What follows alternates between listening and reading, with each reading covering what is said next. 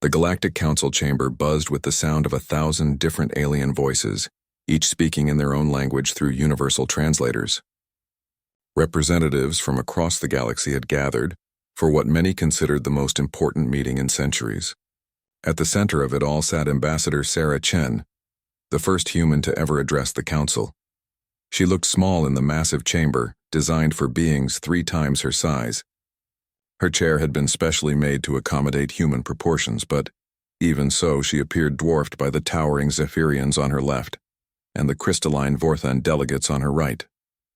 The atmosphere was thick with skepticism and barely concealed amusement.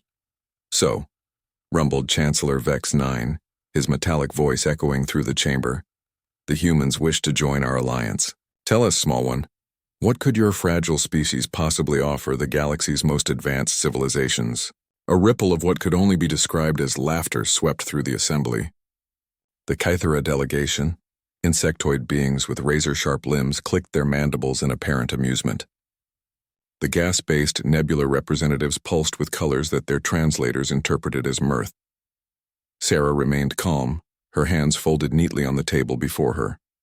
She had expected this reaction. Every intelligence report had warned her that humans were seen as the galaxy's weakest species. They had only achieved faster-than-light travel 50 years ago, a feat most civilizations accomplished millennia before making first contact. "We understand your concerns," Sarah said, her voice steady despite the overwhelming presence of beings who could crush her without effort. "Humanity may appear fragile compared to your magnificent civilizations. We lack the natural armor of the Kythera, the energy manipulation abilities of the Zephyrians, or the hive mind efficiency of the collective." "Then why waste our time?" interrupted Commander Thax, a being whose species had evolved from apex predators on a world where gravity was 3 times that of Earth. His red eyes glowed with impatience. "Your people break bones from simple falls. Your soft skin tears at the slightest contact. You require constant atmospheric regulation just to survive. What use are you in a galaxy where strength determines worth?" More laughter echoed through the chamber. Sarah noticed several delegates weren't even paying attention anymore, instead engaging in side conversations about trade routes and territorial disputes. To them, this was clearly a formality, a polite rejection before moving on to real business. Dr. Keller, the council's chief xenobiologist, pulled up a holographic display showing human anatomy. "I've studied their species extensively," he announced, his tentacles manipulating the controls with practiced ease.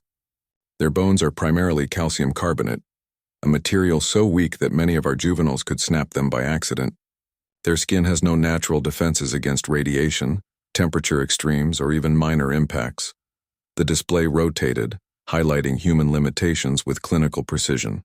"They require sleep for 1/3 of their existence, a vulnerability that could be exploited by any predator. Their sensory organs are pathetically limited compared to galactic standards. They can't even perceive most of the electromagnetic spectrum without artificial assistance. Furthermore," Dr. Keller continued, clearly enjoying his presentation, "they're emotionally unstable. They make decisions based on feelings rather than logic. They form irrational attachments to individuals and concepts. They even leak salt water from their optical organs when distressed. How could such beings possibly contribute to galactic civilization?" Sarah listened to each criticism without flinching. She had heard them all before, had spent months preparing for exactly this response. When Dr. Keller finished his presentation, she stood slowly and activated her own holographic display. "May I share something with you?" she asked, her voice cutting through the renewed chatter. "Before we discuss humanity's contributions to galactic society, I'd like to tell you about our history." The image that appeared was of Earth, a blue marble suspended in space, looking peaceful and serene. "This is our world," Sarah said. "It may seem tranquil from this distance, but let me show you what life is really like on the surface." The view changed to show massive storms with winds that could level buildings, earthquakes that could split continents, and volcanoes that could block out the sun for years. "Our planet tried to kill us from the moment we developed consciousness," Sarah explained. "Ice ages that lasted hundreds of thousands of years, supervolcanic eruptions, asteroid impacts, disease outbreaks that eliminated entire populations. The Galactic Council grew quieter as the images continued.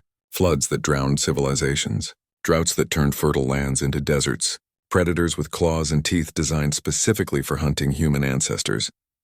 You call us fragile, Sarah continued. And you're absolutely right. We break easily. We're vulnerable to environmental changes. We can't survive in space without protection.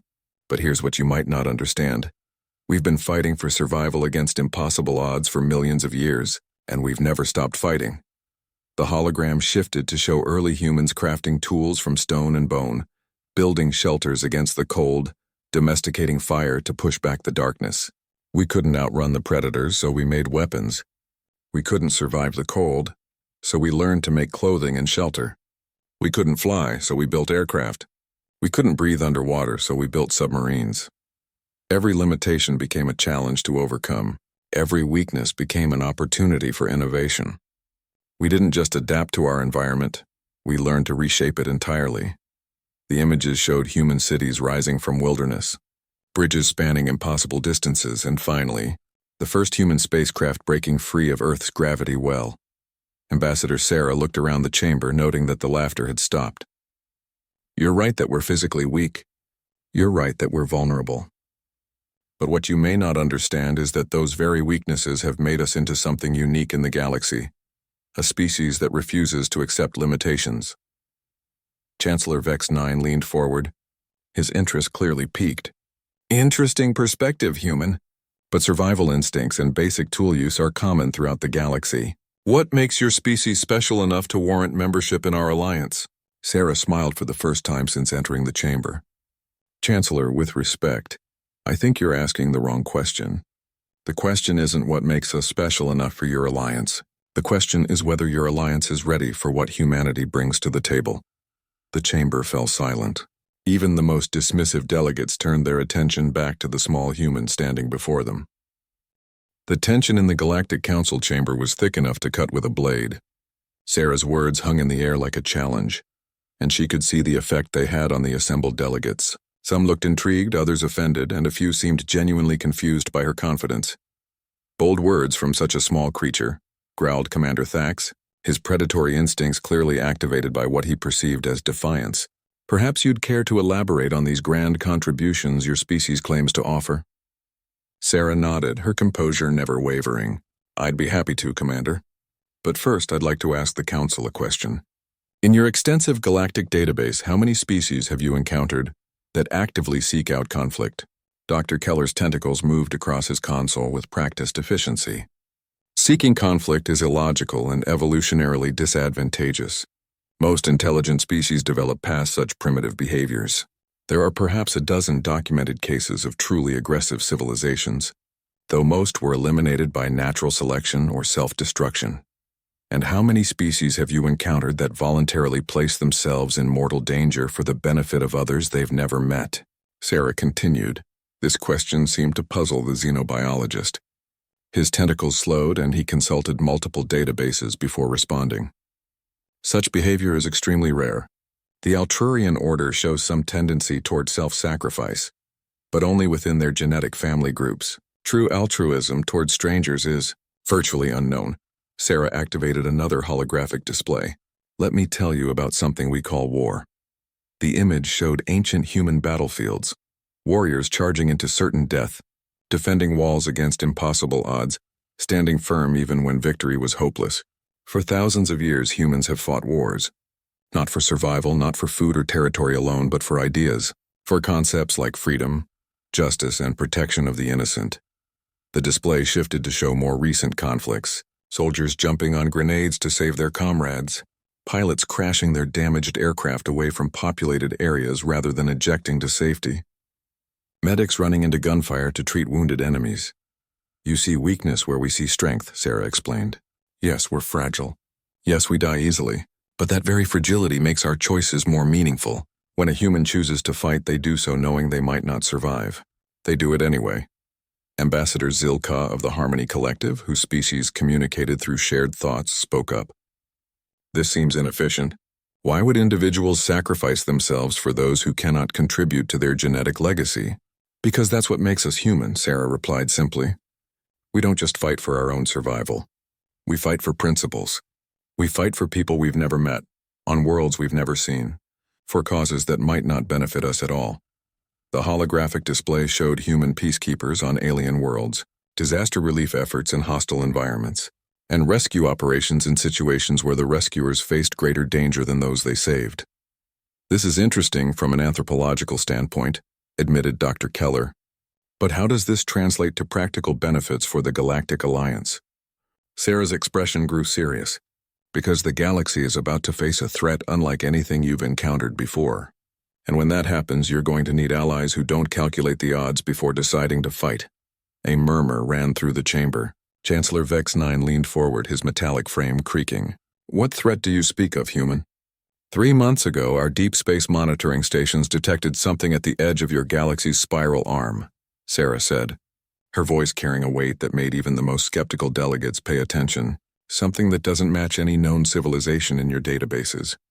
She activated a new display showing long-range sensor readings. The data was sparse but unmistakably concerning. Massive energy signatures moving through space in organized formations, heading toward populated systems. We call them the Devourers, Sarah continued.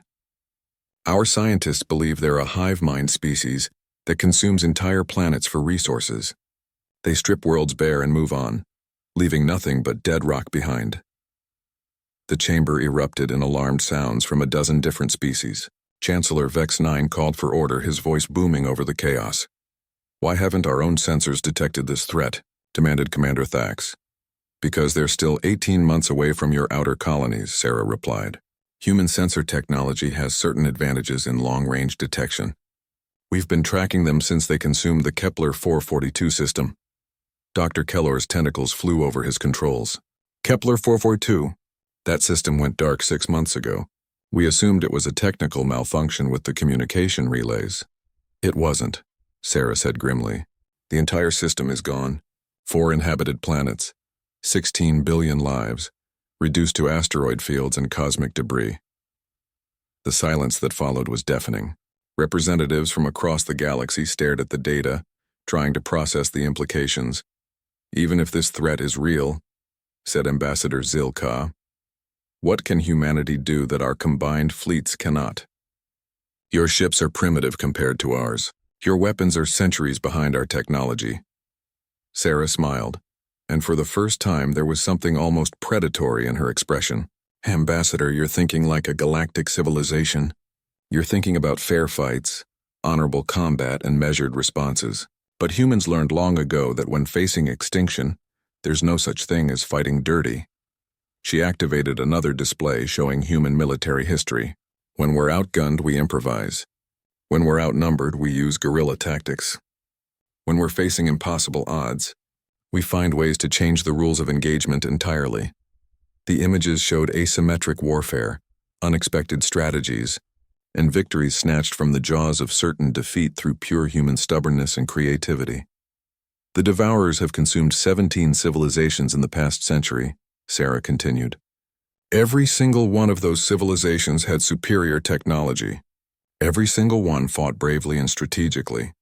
Every single one fell because they fought the war the Devourers expected them to fight. She paused, letting that sink in before delivering her final point. Humanity doesn't fight the wars people expect us to fight. We fight the wars we need to win. Chancellor Vex 9 was quiet for a long moment before speaking. You're asking us to trust the defense of our civilization to a species we've never even tested in combat. No, Chancellor, Sarah replied. I'm offering to show you what humans do when everything they care about is threatened. But first, you need to understand something fundamental about my species. The display changed one final time, showing Earth again, but now focusing on human cities, families, children playing in parks, and people living their daily lives.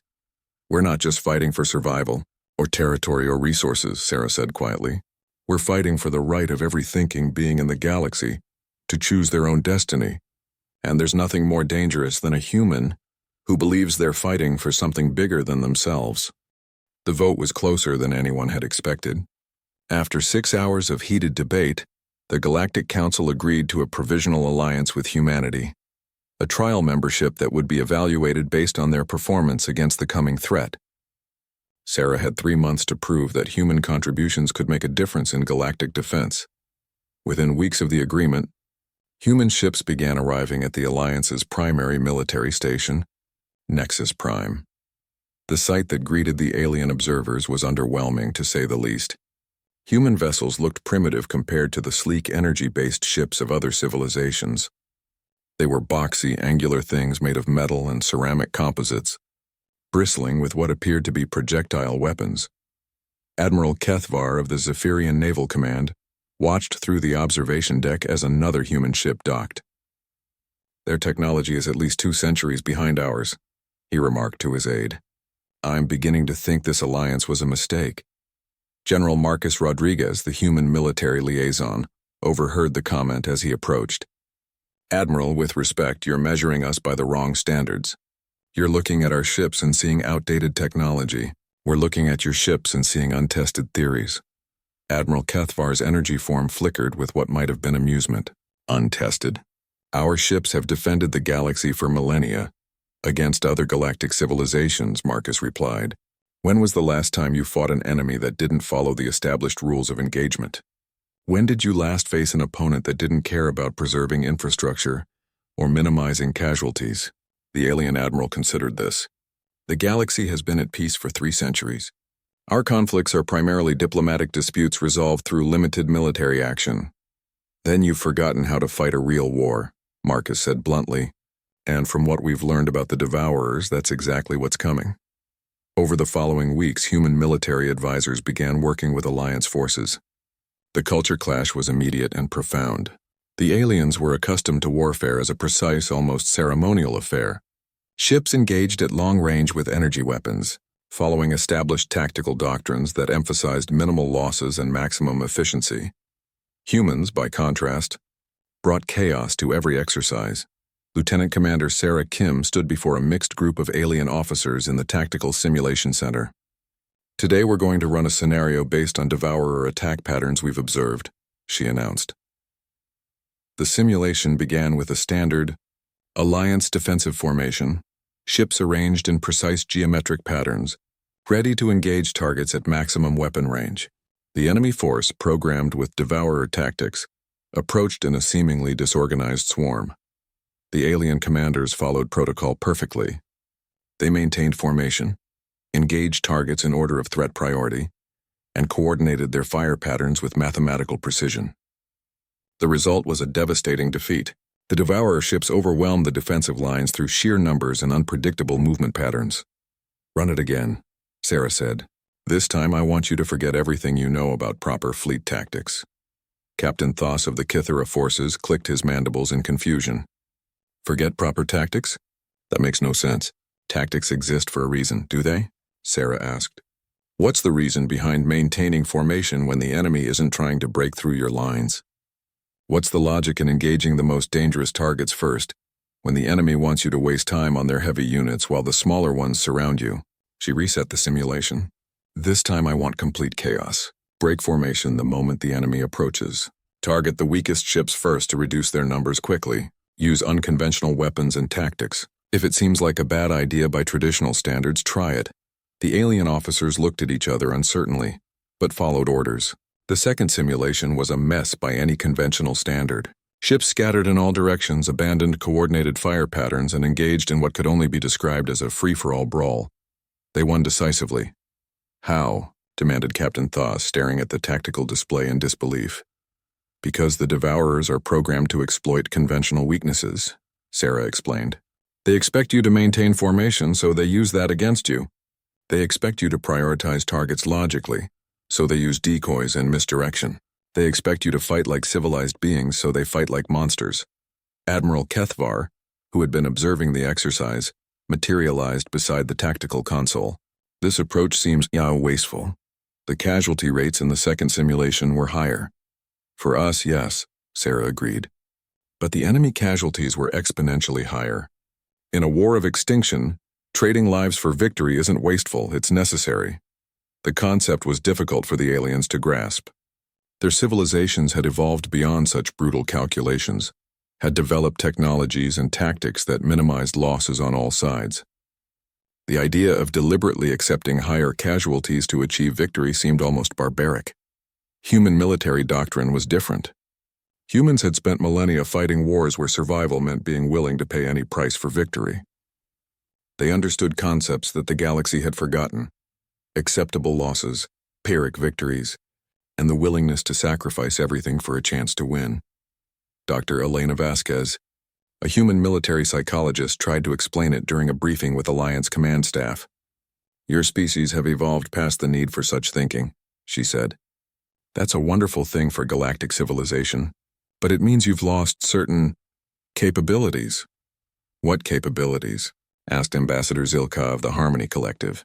"The ability to make hard choices under pressure, the willingness to risk everything on uncertain odds, the capacity to keep fighting when logic says you should surrender." Elena paused, choosing her words carefully. "Humans have a term for it. We call it being death or glory crazy." She activated a holographic display showing historical human conflicts. "Look at our battle records. We have thousands of documented cases of humans winning against impossible odds through sheer bloody-minded refusal to quit. We call them heroic last stands, but from a tactical perspective, they're studies in how desperation breeds innovation." The display showed the Battle of Thermopylae, where 300 Spartans held off a vastly superior force. The Warsaw Ghetto Uprising, where civilians with improvised weapons fought trained soldiers. The Battle of Stalingrad, where an entire city became a fortress. Every one of these battles should have been a complete defeat, Elena continued. In each case, humans faced superior numbers, better equipment, and professional military forces. But they shared one common factor. The humans involved believed they were fighting for something more important than their own lives. Commander Thax leaned forward, his predatory instincts engaged. "And you believe this psychological trait will be effective against the Devourers?" "Commander, I don't believe it will be effective," Elena replied. "I know it will be, because there's something about the Devourers that you don't understand yet." She activated a new display showing Devourer attack patterns from consumed worlds. "Look at their tactics. They're not just efficient, they're psychological. They don't just defeat enemy forces, they break enemy morale. They make defenders panic, make them run, make them give up hope." The data showed the same pattern across multiple worlds. Initial resistance would be strong, but as casualties mounted and the situation became hopeless, defending forces would collapse psychologically long before they were actually defeated. "That's their real weapon," Elena said. "Not their numbers or their technology, but their ability to convince civilized beings that resistance is futile. They've learned that most species will surrender when the cost becomes too high." She turned to face the assembled alien officers. "But humans don't surrender. We don't calculate odds when we're fighting for our families, our homes, our right to exist. We just keep fighting until either we win or there's nothing left to fight with." Admiral Keithvar's energy form pulsed thoughtfully. "And you believe this will be enough to defeat an enemy that has consumed 17 civilizations?" "No, Admiral," Elena replied. "I believe it will be enough to teach them something they've never learned before, that some fights cost more than they're worth. And once they learn that lesson, they'll start making mistakes. And when they make mistakes," and she smiled, and there was something cold and calculating in her expression that made even the predatory Thax shift uncomfortably. "When they make mistakes, we'll be ready to show them what humans do to enemies who threaten everything we care about." The first Devourer scouts arrived 6 weeks earlier than projected. Long-range sensors at the outer rim detected them first. A dozen dark ships moving through the Kepler sector with the methodical precision of locusts. They bypassed the major colonies, heading straight for an agricultural world called Haven Prime. Population 8 million. In the Alliance Command Center on Nexus Prime, alarms blared as the tactical display updated with real-time data. Chancellor Vex 9's metallic form towered over the central console, his optical sensors processing information faster than most organic minds could follow. "All available fleets are 4 days away from Haven Prime," reported Admiral Keithvar, his energy form flickering with urgency. "The Devourers will reach the planet in 18 hours. Then Haven Prime is lost," said Ambassador Zilka, her voice heavy with resignation. "We must focus on evacuating what population we can and preparing our main defenses at the core worlds." General Marcus Rodriguez stepped forward, his face grim but determined. "Chancellor, we have a human fleet in that sector. 3 ships, the UES Indomitable, the UES Yorktown, and the UES Alamo." Dr. Keller's tentacles fluttered with what might have been distress. 3 ships against 12 Devourer vessels? The humans would be slaughtered. It would serve no purpose except to waste their lives. Maybe, Marcus replied. But those 8 million people on Haven Prime deserve to know that someone was willing to fight for them. And maybe, just maybe, we can buy enough time for the evacuation ships to reach them. Chancellor Vex 9 processed this for several long seconds. General, I cannot in good conscience order your ships to commit suicide. You're not ordering us, Chancellor. We're volunteering. The command center fell silent. Every alien present understood the implications. This would be the first real test of human military capability, and it was a test they couldn't possibly pass through conventional means. Marcus activated his communication link. Admiral Zhang, this is Rodriguez. You're authorized for Operation Forlorn Hope. On the bridge of the UES Indomitable, Admiral Lisa Zhang received the transmission with a grim smile. Around her, the human crew moved with practiced efficiency, making final preparations for what they all knew was likely a one-way mission. All ships? This is Admiral Zhang, she broadcast to the small human fleet. In 6 hours, we engage a superior enemy force in defense of Haven Prime. Our orders are simple. Hold the line until the evacuation is complete. I won't lie to you. The odds are not in our favor. She paused, looking out at the stars through the bridge viewport. But I'll tell you what the odds don't account for. They don't account for human stubbornness. They don't account for the fact that when someone threatens innocent people, humans have a tendency to do stupid, reckless, heroic things. Captain Mike Chen of the UES Yorktown's voice crackled over the comm. Admiral, the crew of the Yorktown is ready to show these aliens what happens when they pick on people who can't fight back. UES Alamo reporting ready for action, added Captain Sarah Williams. We're named after a fortress that fell defending what was right. Seems fitting. Admiral Zhang nodded, even though the other captains couldn't see her. Then let's go remind the galaxy why humans are dangerous. The 3 human ships moved into position between the advancing Devourer fleet and Haven Prime. From a tactical standpoint, it was hopeless. The human vessels were outnumbered 4-1, and Devourer ships were known to be heavily armored and aggressively designed. But as the fleets approached each other, something unexpected happened. The first thing the Devourers noticed was that the human ships weren't following standard defensive protocols. Instead of maintaining a formation and attempting to engage at maximum range, they accelerated directly toward the enemy fleet. The second thing they noticed was the sheer volume of projectile fire coming from the human vessels. Where other galactic civilizations had moved toward clean, efficient energy weapons, humans had refined the ancient art of throwing things at their enemies at very high speeds. The UES Indomitable opened fire first, its railguns sending tungsten slugs downrange at 15% of light speed. The Devourer ships, expecting energy-based attacks, had shields designed to deflect particle beams and plasma bolts. They were not prepared for kinetic projectiles that simply punched through their defenses like bullets through paper. Target destroyed, reported Lieutenant Sarah Kim from the weapons console. Their shields aren't designed for kinetic impacts. Noted, Admiral Zhang replied. All ships focus fire on individual targets. Don't give them time to adapt. The battle became a deadly dance of thrust and counter-thrust. The Devourer ships, designed for overwhelming agricultural worlds and terrifying civilian populations, found themselves facing an enemy that refused to be intimidated. Every time they destroyed a human weapon system, 2 more would open fire. Every time they damaged a human ship, it would ram itself into enemy vessels rather than retreat. Captain Chen's voice crackled over the comm as the UES Yorktown took heavy damage. My ship is dead in space, but we're not finished yet. Initiating ramming speed. The Yorktown, her engines ruined and half her crew dead, turned toward the largest Devourer vessel and accelerated on auxiliary power. The aliens, who had never encountered suicide attacks, watched in confusion as the human ship approached their flagship.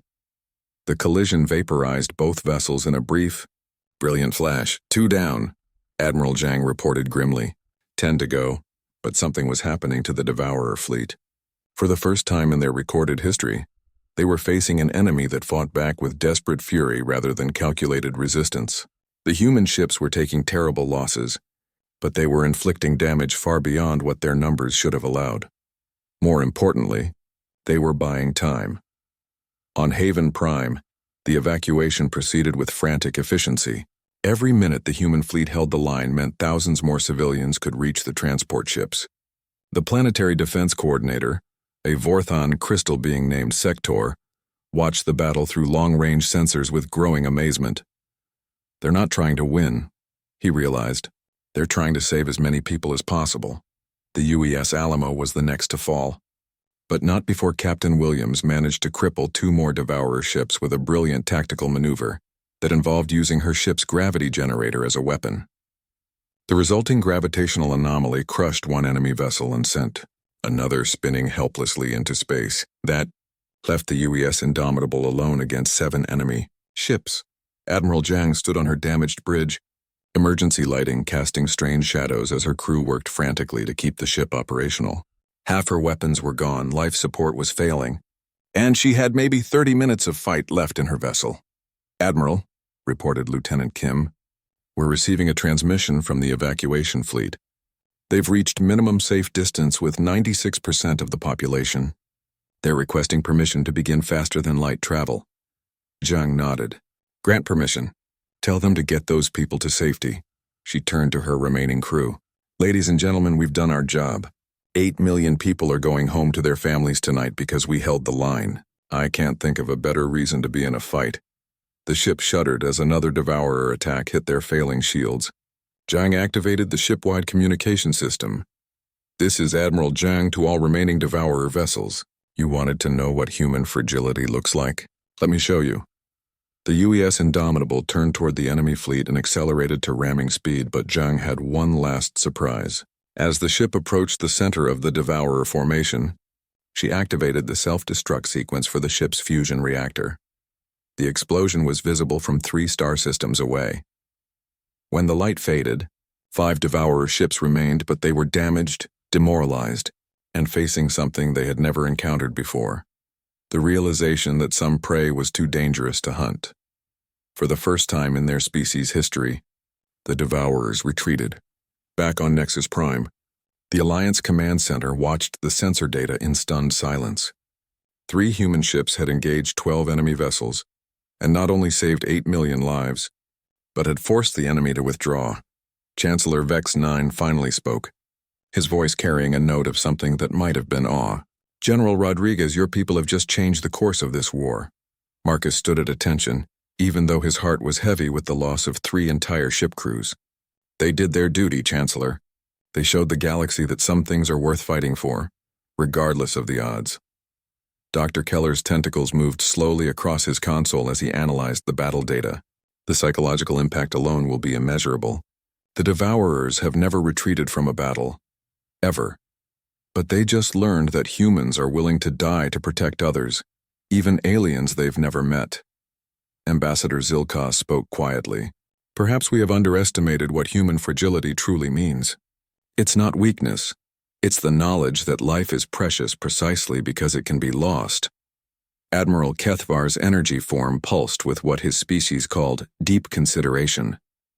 "General, I believe it's time for the Alliance to learn more about these iron beasts your Admiral Zhang mentioned." "What did she mean?" Marcus smiled for the first time since the battle began. Admiral, you've seen what happens when humans are willing to die for something. Now let me show you what happens when we're willing to live for it." 2 weeks after the Battle of Haven Prime, the largest convoy in Galactic history arrived at Nexus Prime. What emerged from the transport ships defied every expectation the aliens had developed about human military capability. The first thing to emerge was a machine that stood 15 feet tall, walking on 2 legs with the deliberate precision of a predator. Its armor was thick, angular, and painted in colors that seemed designed to intimidate rather than camouflage. Steam vented from joints as the mechanical giant took its first steps onto the station's deck. "What in the name of the void is that?" breathed Captain Thoss, his mandibles clicking with nervous energy. General Rodriguez stood beside the alien officers as they watched the unloading process. "That, Captain, is what we call a mechanized assault unit, a mech, and that's just the beginning." More machines followed. Some were smaller human-sized suits of powered armor that moved with impossible grace. Others were massive, tank-like vehicles that seemed built for the sole purpose of destruction. But it was the mechs that captured everyone's attention, towering war machines that carried enough firepower to level city blocks. Dr. Keller's tentacles trembled as his sensors analyzed the approaching machines. The energy signatures are enormous. Those things carry more destructive potential than our largest warships. And that's just their standard armament, Rodriguez replied. Wait until you see what they can do when we're really trying to break something. Inside the lead mech, Sergeant First Class Maria Santos powered down her systems and opened the cockpit hatch. She'd been piloting mechs for 8 years, ever since the Human Defense Force had realized that their biological fragility could be offset by putting them inside walking tanks. As she climbed down from her machine, a small crowd of alien observers gathered at a respectful distance. Most had never seen anything like a mech before, and the sight of a 5-foot-tall human emerging from a 15-foot-tall war machine was unsettling in ways they couldn't quite articulate. Sergeant Santos, called Rodriguez, approaching with the alien delegation. I'd like you to meet some of our new allies. They're curious about human military technology. Maria saluted crisply, then turned to address the aliens. Gentlemen, ladies, honored beings, welcome to humanity's answer to being the galaxy's most fragile species. Admiral Kethvar materialized closer to the mech, his energy form flickering with curiosity. This is remarkable engineering, but I don't understand the tactical purpose. Why build such large, obvious targets when stealth and speed are more effective? Maria smiled, and there was something predatory in her expression that made even the warlike Captain Thos take a step back. Admiral, you're thinking like someone who fights wars to win territory or resources. We don't build these things to be subtle. We build them to send a message. She gestured to her mech, its weapon systems gleaming in the station's lighting. This machine weighs 40 tons and carries enough firepower to destroy a small fleet. But more importantly, when the enemy sees it coming, they know exactly what they're facing. A human who's mad enough to climb inside a walking weapons platform and charge directly into enemy fire. Dr. Keller approached cautiously, his scientific curiosity overcoming his caution. The psychological warfare aspect is fascinating, but surely the mechanical complexity makes these units vulnerable. Our analysis suggests dozens of potential failure points. Doc, you're absolutely right, Maria agreed. These things break down constantly. The maintenance requirements are enormous. From a logical standpoint, they're horribly inefficient compared to your clean energy-based weapons. She patted the leg of her mech affectionately. But here's the thing about humans. We don't just build weapons. We build symbols. When someone sees a mech walking across a battlefield, they're not just seeing a weapons platform. They're seeing human determination made manifest. They're seeing our refusal to accept that being small and fragile means we can't fight. Over the following days, the aliens watched in amazement as the humans set up training exercises. The mechs moved through obstacle courses with surprising grace, their pilots demonstrating tactical capabilities that seemed to defy the laws of physics. But it was during the first joint exercise that the true nature of human military thinking became clear. The scenario was simple, a mixed force of alliance ships and human mechs defending a space station against a simulated devourer attack. The aliens followed established protocol, taking defensive positions and preparing to engage the enemy at maximum range. The humans did something different. All mech units. This is Santos. Maria's voice crackled over the communications network. We're going to show our new friends something special. Prepare for Operation Hammerfall. Instead of taking defensive positions, the mechs launched themselves directly at the enemy formation using their jetpack systems. In the vacuum of space, they became incredibly fast. Incredibly maneuverable weapons platforms that could change direction and engage targets in ways that traditional spacecraft couldn't match.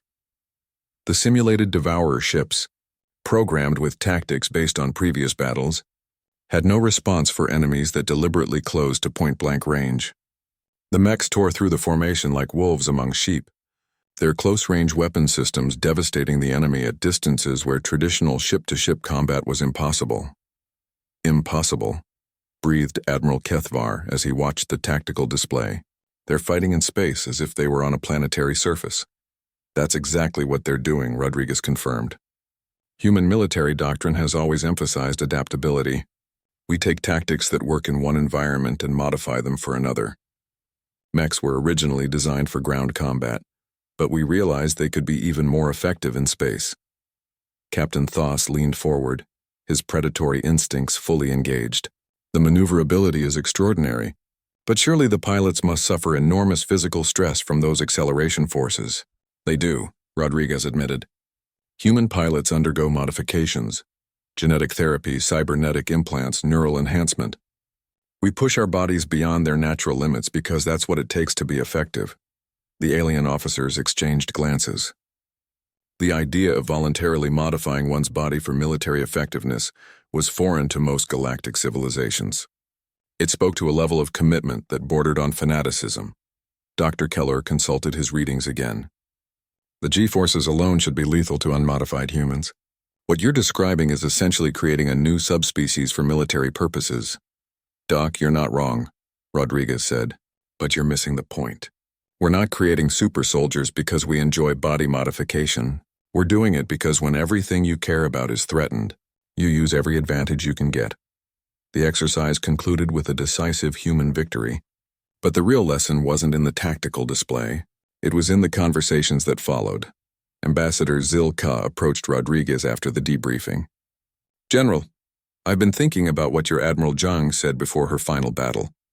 She mentioned iron beasts. I believe I'm beginning to understand what she meant. Rodriguez nodded. The mechs are just one example. Humans have always used tools to overcome our physical limitations. But we don't just use tools, we become one with them. A human pilot doesn't just operate a mech. In combat, the line between human and machine disappears entirely. He gestured toward the hangar where the mechs were being serviced. Those pilots spend so much time in their machines that they think of them as extended bodies. They feel every impact, every system failure, every successful hit as if it were happening to their own flesh and bone. This level of integration seems dangerous, observed Dr. Keller. What happens to their sense of individual identity? They become something new, Rodriguez replied simply. Not quite human, not quite machine, but something that can fight effectively against enemies that outmatch us in every category except one. Which category is that? Asked Admiral Kethvar. Rodriguez smiled, and for a moment the aliens glimpsed something that made them understand why the Devourers had retreated for the first time in their history. The willingness to become monsters in order to protect everything we love. Maria Santos, who had been listening from nearby, approached the group. With respect, General, I don't think we're monsters. I think we're just humans who refuse to let being fragile stop us from doing what needs to be done. She looked up at her mech, its weapon systems gleaming in the hangar lights. When I climb into that machine, I'm not becoming something inhuman. I'm becoming the most human thing possible. Someone who stands between the innocent and those who would harm them, regardless of the personal cost. Chancellor Vex 9's voice echoed through the hangar as he approached. Sergeant, I've been reviewing the battle reports from Haven Prime. Your Admiral Zhang's final transmission mentioned that the Devourers would learn what human fragility truly means. I believe I'm beginning to understand. Maria nodded respectfully. Chancellor, human fragility isn't a weakness to be overcome. It's a strength to be weaponized. When you know you can die, when you know that everything you care about can be destroyed, you fight differently than someone who believes they're invincible. She gestured to the assembled mechs and their pilots. Every one of these machines represents humanity's refusal to accept our limitations. We can't change what we are, but we can change what we're capable of. And when someone threatens our families, our homes, our right to exist— The hangar fell silent as her words hung in the air. Well, that's when they discover that the galaxy's most fragile species is also its most dangerous. The main Devourer fleet arrived 3 months ahead of schedule, emerging from hyperspace like a plague of metal locusts. Long-range sensors detected over 300 vessels, each one larger than anything in the Alliance Navy. They moved with the methodical precision of a species that had never known defeat. In the Alliance Command Center, the tactical display painted a grim picture. Red markers spread across the holographic star map like droplets of blood, each one representing a Devourer battleship capable of reducing planets to asteroid fields. They're not heading for the outer colonies, reported Admiral Kethvar, his energy form flickering with stress patterns. They're coming straight for the core worlds, all of them simultaneously. Chancellor Vex 9 processed the tactical data with growing alarm. They've learned from Haven Prime. They're not giving us time to mount individual defenses. This is a coordinated assault on 15 systems at once. General Rodriguez stood before the massive display, his expression grim but determined. Then we give them the fight they're asking for.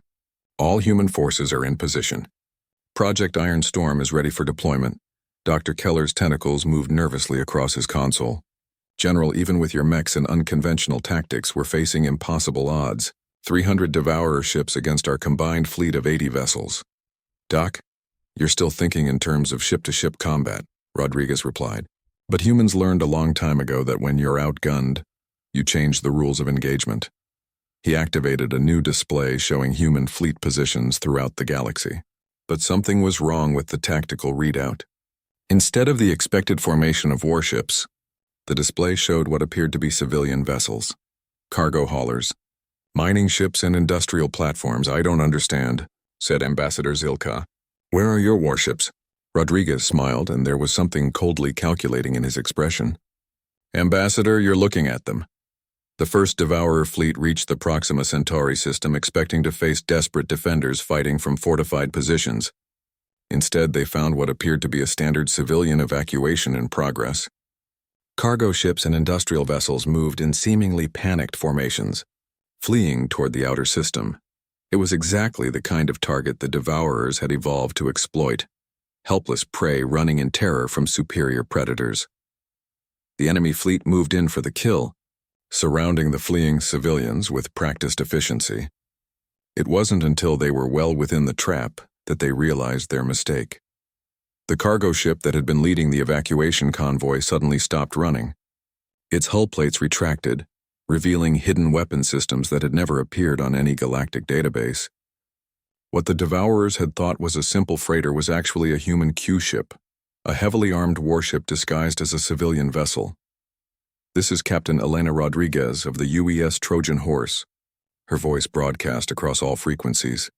You wanted to hunt helpless prey? Let me introduce you to human wolves in sheep's clothing. The Q-ship's real weapons came online, revealing railgun systems that dwarfed anything the Alliance had seen before. The first volley punched through 3 Devourer ships before their commanders could react to the deception. But the Trojan Horse was just the beginning. All around the Devourer fleet, other civilian ships revealed their true nature. Mining vessels deployed clouds of kinetic interceptors that turned space into a deadly maze of high-velocity projectiles. Industrial platforms activated manufacturing systems that began producing autonomous attack drones in real time. Even the smallest cargo haulers opened their holds to reveal swarms of human fighter craft. This is impossible, transmitted the Devourer fleet commander, his ship shuddering under the impact of weapons that shouldn't exist. These are civilian vessels. How do they carry such armament? The answer came from Admiral Zhang's replacement, Admiral Sarah Kim, broadcasting from the bridge of the UES Phoenix. Because humans don't just build warships, we build mobile weapon factories. Every civilian vessel in our fleet can produce its own ammunition, repair its own damage, and manufacture new weapon systems as needed. The battle became a nightmare of industrial warfare. The human ships didn't just fight, they evolved during combat, their manufacturing systems adapting to enemy tactics in real time. When the Devourers adapted their shields to deflect kinetic projectiles, the human ships began producing plasma-based munitions. When the enemy deployed electronic warfare systems, the humans switched to autonomous weapons that didn't require communication links. But the real shock came when the mechs deployed. Instead of launching from traditional carriers, the human war machines deployed directly from the manufacturing ships. Massive industrial platforms opened like flowers, revealing construction bays where fully armed mechs were being assembled on the spot from raw materials. Sergeant Major Santos, now piloting an upgraded mech designated Ironclad, led the first wave. All units, this is Santos. Today we show the galaxy what happens when you threaten human civilians. Let's introduce these aliens to some good old-fashioned Earth hospitality. The mechs launched in formations that defied conventional space combat doctrine. Instead of maintaining safe distances and engaging with long-range weapons, they accelerated directly toward the Devourer ships using quantum drives that allowed for impossible maneuvers. What followed was less a battle than a demonstration of controlled fury. The human pilots, enhanced beyond normal biological limits and perfectly integrated with their machines, tore through the Devourer fleet like living embodiments of vengeance. They didn't just destroy enemy ships, they systematically dismantled them, targeting specific systems with surgical precision, while simultaneously broadcasting tactical data to the rest of the human fleet. Target analysis complete, reported pilot Jennifer Walsh from her mech Retribution. Devourer armor is vulnerable to sustained plasma bombardment at close range. Uploading targeting solutions to all units. Within minutes, every human ship in the system had updated its weapons to exploit the newly discovered weakness. The industrial platforms began manufacturing new ammunition types optimized for Devourer ship hulls. The enemy fleet, accustomed to facing conventional resistance, found themselves fighting an opponent that learned and adapted faster than they could respond. Every tactic they employed was immediately countered by human ingenuity and industrial capacity. But the most devastating moment came when the Devourers attempted their traditional psychological warfare. Human vessels. A broadcast the Devourer fleet commander. You have fought bravely, but you are defeated. Surrender now and we will make your deaths quick. Continue to resist and we will ensure that your homeworlds suffer for your defiance. The response came not from Admiral Kim, but from every human ship simultaneously. This is the human race speaking, came the coordinated reply. You made a mistake when you threatened our civilians. You made a bigger mistake when you threatened our homeworlds. But your biggest mistake was thinking that humans can be intimidated. The manufacturing platforms began producing something, new weapon systems that the Devourers had never encountered in their centuries of conquest. Not just larger guns or more efficient shields, but entirely new categories of destruction, designed by a species that had spent millennia perfecting the art of war. What are those signatures? Demanded the Devourer commander as massive energy readings appeared throughout the human fleet. Admiral Kim's voice carried a cold satisfaction. Those are planet crackers, weapons designed to destroy entire worlds. We built them after studying your species, because we realized that sometimes the only way to stop a predator is to become an even more dangerous predator. The Devourer fleet commander felt something his species had never experienced before: genuine fear. You would destroy your own worlds to stop us. No, Admiral Kim replied. We'd destroy ourselves to stop you. But since you're here in our space, threatening our people, we're going to start with you. The first planet cracker fired, and space itself seemed to scream. The weapon didn't just destroy the targeted Devourer ship, it unraveled it at the molecular level, turning hundreds of meters of advanced technology into component atoms in a fraction of a second. This is what human fragility looks like, Admiral Kim broadcast to the surviving enemy ships. We're so fragile that we built weapons capable of destroying ourselves, because we'd rather die free than live as slaves. So I'm going to give you a choice that no one has ever given your species before. The human fleet moved into perfect formation, their planet crackers charging for another salvo. You can retreat now, and spend the rest of your existence knowing that somewhere in the galaxy, there's a species crazy enough to build doomsday weapons just to make a point. Or you can stay and find out what happens when those weapons are used by people who have nothing left to lose. For the first time in their recorded history, the Devourers turned and ran without even attempting to complete their mission. As the enemy fleet fled toward hyperspace, Admiral Kim opened a channel to Alliance Command. Nexus Prime, this is Admiral Kim. Proxima Centauri is secure. The Devourers are in full retreat. Iron Storm was a complete success. Chancellor Vex 9's voice carried a note of something that might have been awe. Admiral, I've been monitoring your battle. What you've just accomplished, it changes everything. Not just the war, but the entire balance of galactic power. Chancellor, with respect, you're missing the point, Admiral Kim replied. We didn't do this to change the balance of power. We did it because 8 million people on Haven Prime needed someone to stand up for them. We did it because every innocent life in the galaxy deserves protection from predators. She paused, looking out at the debris field that had once been a Devourer fleet. And we did it because sometimes the galaxy's most fragile species needs to remind everyone else that fragile doesn't mean weak. It just means we have more to fight for. 6 months after the Battle of Proxima Centauri, the Galactic Council convened for the most significant meeting in its 10,000-year history. Representatives from every major civilization filled the chamber. But this time, the human delegation sat at the center of the council floor, rather than at the periphery. Ambassador Sarah Chen stood once again before the assembly, but everything had changed. Where once there had been barely concealed laughter and dismissive remarks, now there was respectful attention and, in some cases, genuine awe. Honored delegates, Sarah began, her voice carrying easily through the vast chamber. 6 months ago, you questioned what humanity could offer the galaxy. Today I'd like to discuss what the galaxy has learned about itself through our partnership. Chancellor Vex 9, his metallic form gleaming in the chamber's lights, spoke first. Ambassador Chen, the Human Defense Force has achieved something unprecedented. The Devourer threat has been neutralized not just in our local systems but galaxy-wide. Our long-range sensors indicate that their entire civilization has retreated to the galactic rim and appears to be avoiding contact with all spacefaring species. Dr. Keller's tentacles moved gracefully as he accessed his data files. More significantly, we've detected evidence that other predatory species are modifying their behavior patterns.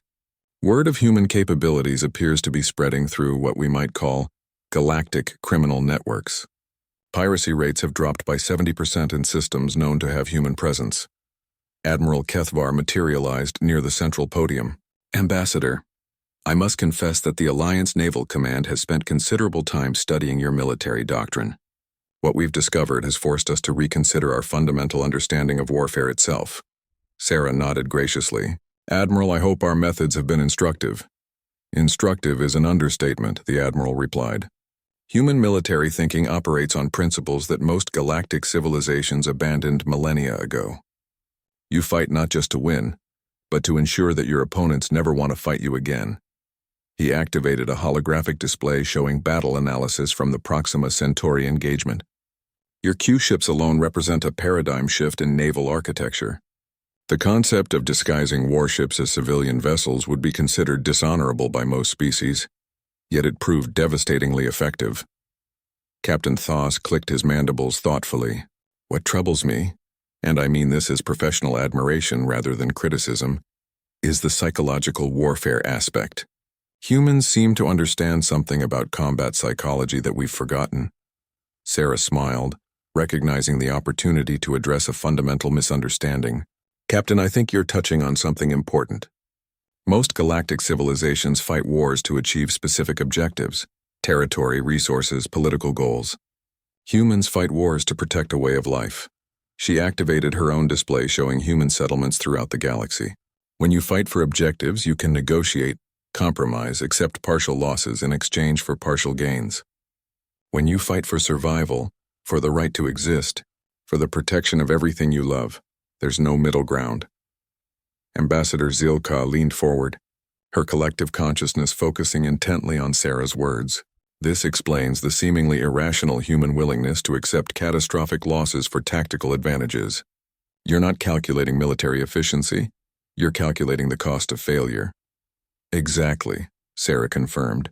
When Admiral Jiang ordered the destruction of her own ship at Haven Prime, she wasn't making a military decision. She was making a moral one. 8 million lives were worth more than one starship and its crew. The chamber fell silent as delegates contemplated this concept. For most galactic civilizations, such thinking was alien, literally incomprehensible to species that had evolved beyond such emotional decision-making. General Rodriguez, attending as military liaison, spoke up from his position near the human delegation. What the ambassador is describing isn't unique to military situations. It's fundamental to human nature. We call it sacrificial altruism, the willingness to give up everything for the benefit of others.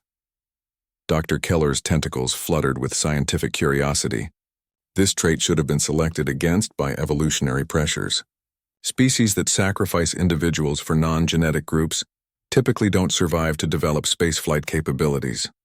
Doc, you're thinking about evolution in purely biological terms, Rodriguez replied.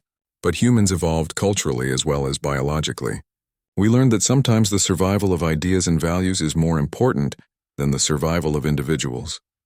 He gestured to the assembled delegates. Every human in this room would die to protect the concept of galactic freedom, not because it benefits us personally, but because we believe that every thinking being has the right to choose their own destiny. Chancellor Vex 9 processed this information for several long moments. General, what you're describing sounds like a form of voluntary madness. How can a species function when individuals regularly choose abstract principles over personal survival? Sarah stepped forward to answer. Chancellor, that's exactly what makes humans dangerous to predatory species. The devourers evolved to exploit fear, to make their victims choose survival over resistance. They've never encountered a species that genuinely doesn't fear death more than slavery. She activated another display showing the aftermath of human intervention across the galaxy. In the 6 months since Proxima Centauri, human defense forces have engaged in 47 separate conflicts. Not one of those engagements was fought for human benefit. We were protecting alien colonies, defending trade routes we don't use, and ensuring the freedom of species we'd never encountered before. The data was overwhelming. Human ships had appeared wherever aggression threatened peaceful civilizations, often taking massive casualties to protect people they had no obligation to defend. This is unprecedented in galactic history, admitted Ambassador Zilka. No species has ever used military force, primarily for the benefit of others, because most species are smart enough to avoid such inefficient behavior, added Dr. Keller. Human altruism violates every principle of resource optimization and species preservation. General Rodriguez smiled grimly. Doc, you're absolutely right. From a logical standpoint, human behavior makes no sense. We waste resources protecting strangers. We risk our lives for abstract principles. We fight wars we can't win for causes that don't benefit us. He paused, looking around the chamber at the assembled alien delegates. But here's what you might not understand. That's exactly what makes us effective. When the Devourers retreated from Proxima Centauri, they weren't just retreating from superior firepower. They were retreating from the realization that they had encountered a species that couldn't be intimidated, bought, or reasoned with when it came to protecting others. Admiral Kethvar flickered with what his species expressed as deep contemplation. The psychological impact extends beyond the immediate battlefield. Word of human intervention has changed the behavior patterns of aggressive species throughout the galaxy. Sarah nodded. Admiral, that's exactly the point. Military victory is temporary. Psychological impact is permanent. The Devourers won't just avoid human space. They'll avoid any space where humans might intervene. They've learned that some prey is too dangerous to hunt. Chancellor Vex 9 stood, his massive metallic form commanding attention from every delegate in the chamber. Ambassador Chen, the Galactic Council has reached a decision. Humanity's provisional membership in the Alliance is hereby made permanent, with full voting rights and representation on all military commands. The chamber erupted in sounds of approval from a dozen different species, but the Chancellor wasn't finished. Furthermore, the Council hereby establishes the Human Protection Doctrine. Any aggressive action against civilian populations within Alliance space will be met with immediate human military response, regardless of the species involved or the justification offered. Sarah felt a surge of pride, but also the weight of responsibility. Chancellor, humanity accepts this honor and this burden, but I want to make something clear to every delegate in this chamber. She looked around the assembly, making eye contact with as many representatives as possible. Humans didn't seek this position to gain power over other species. We sought it because we believe that every thinking being in the galaxy deserves to live free from fear. The iron beasts that roll out to defend Alliance space aren't just protecting territory or resources. Her voice carried clearly through the vast chamber, and for a moment every alien delegate understood exactly what it meant to be human. They're protecting the idea that fragile doesn't mean helpless. They're protecting the belief that size and strength don't determine worth. And they're protecting the principle that sometimes the galaxy's most vulnerable species can also be its greatest guardians. As the session concluded and delegates began to file out of the chamber, Dr. Keller approached the human delegation. Ambassador, I have one final question. Your species has achieved something remarkable. You've become the galaxy's protectors through sheer force of will. But what happens when you encounter a threat that can't be defeated through sacrifice and determination? Sarah considered the question carefully before responding. Doctor, when that day comes, we'll face it the same way humans have faced every impossible challenge in our history. She smiled, and there was something in her expression that reminded the alien scientist why predatory species had learned to fear the sound of human laughter. We'll find a way to make the impossible possible. Because that's what humans do when everything we care about is threatened. We refuse to accept that any fight is truly hopeless. And when we run out of conventional options, added General Rodriguez, we'll invent new ones. Because the one thing the galaxy can count on is that humans will never stop fighting for what's right, no matter how fragile we are. As the human delegation prepared to leave, Ambassador Zilka made a final observation that would be recorded in galactic history databases for millennia to come. Perhaps fragility isn't humanity's weakness after all. Perhaps it's their greatest strength, the knowledge that everything precious can be lost, which makes them willing to risk everything to protect it. The Iron Beasts had rolled out and the galaxy would never be the same.